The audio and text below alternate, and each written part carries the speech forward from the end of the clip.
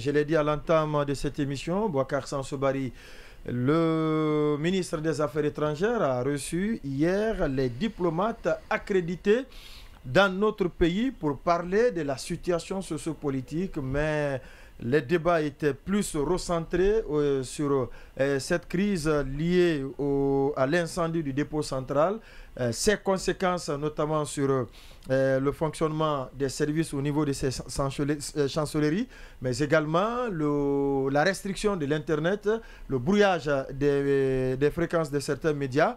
Et ils sont nombreux qui sont intervenus, des diplomates. Il y a par exemple l'ambassadeur de l'Allemagne qui a dit ceci, si vous permettez. Je vais faire lecture d'un pan de son intervention. Il dit: notre souci majeur par contre, c'est la situation de la liberté de la presse, la liberté pour les citoyens de s'informer. C'est une situation dommageable et ça donne une très mauvaise image de la Guinée. Ça nuit beaucoup à l'image de la Guinée. Je suis un des plus anciens ambassadeurs en Guinée. J'ai vécu entre 2019 et 2020 sous le régime du président Alpha Condé des restrictions. Malheureusement, je dois constater que maintenant la situation est pire. Bien que le gouvernement de la transition soit venu avec la position d'améliorer la situation dans le domaine de la liberté d'information et de presse, ce que le gouvernement de transition a décidé va plus loin que ce que Alpha Condé n'a jamais décidé. C'est ce qu'il a dit en substance avant de... oui, c'est ce qu'il a dit. L'ambassadeur de l'Allemagne dans notre pays. Comment vous trouvez cette réaction? Et puis il y a aussi celle de l'Union européenne qui dit ceci.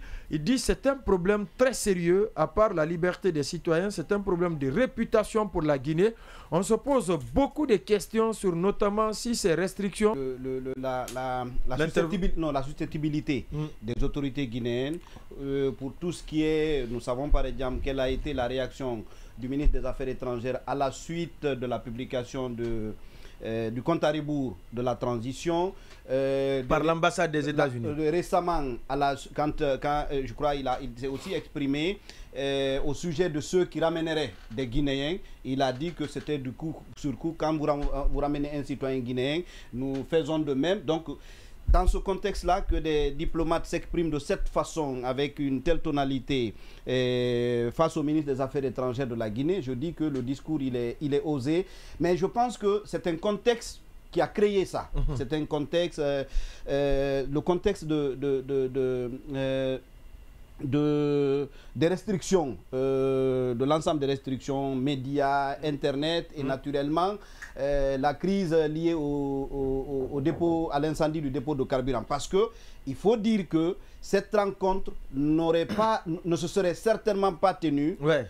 Il y a peut-être un peu plus de mois, parce que le contexte n'était pas là. Mais désormais, la Guinée a besoin de la communauté internationale. Elle est d'une certaine façon obligée, elle-même va à l'encontre de la communauté, à l'endroit de la communauté internationale. Et naturellement, ce contexte de fragilité, le fait qu'elle sollicite des choses de la part de la communauté internationale, crée ce contexte qui permet à ces acteurs de la communauté internationale de s'exprimer de cette façon. La deuxième chose que je voudrais dire, alors quand j'ai écouté notamment la réponse du ministre des Affaires étrangères, oui. Alors, j'ai dit que le gouvernement n'a pas aussi un VPN. Oui. Le gouvernement n'a pas aussi un VPN, donc c'est une situation à laquelle tout le monde est confronté. Alors, un VPN personnel. Pour être précis. J'en ai tiré comme conclusion, peut-être impression que c'est comme si le gouvernement, dans son ensemble, subissait d'une certaine façon ces restrictions-là.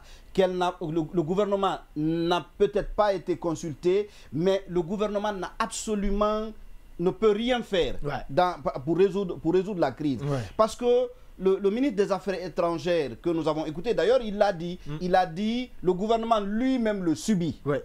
La présidence le subit. Et il dit que mais c'est une question de sécurité nationale. Sauf que la notion de question de sécurité nationale, j'ai l'impression qu'aucun membre du gouvernement ne sait qu'est-ce qui est mis à l'intérieur. La décision... En tout cas, la HAC aussi, exactement. Pas, la haute autorité de la communication. Parce qu'il faut rappeler que tout au début, notamment des restrictions, Ousmane Gawal Diallo, qui n'était pas au pays, quand il est revenu, vous vous rappelez de la crise entre lui et le secrétaire général du ministère, avait éclaté quand lui-même a dit que le secrétaire général n'était pas allé s'informer sur les motifs, sur les raisons qui ont conduit aux restrictions des réseaux sociaux. Ça veut dire que lui, porte-parole du gouvernement, est rentré, parce qu'au moment où ça intervenait le vendredi, il était déjà sur Conakry, mais il n'en était pas informé. Récemment, quand les responsables des médias ont rencontré le Premier ministre, globalement, il en est sorti que le Premier ministre, lui aussi, est plutôt impuissant. Il n'a aucune explication plausible à ces restrictions-là. Et c'est d'une certaine façon ce qui s'est confirmé avec l'aveu d'impuissance fait par le ministre des Affaires étrangères. Et puis, la dernière chose que je voudrais noter à ce sujet, c'est...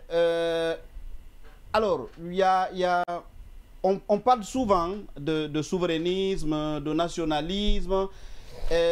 Moi, je me demande comment on peut empêcher des Guinéens de continuer à croire, par exemple, à ces chancelleries, à vouloir chaque fois faire appel à ces chancelleries pour les aider, si, en pareille circonstance, il n'y a que ces chancelleries pour hausser le ton.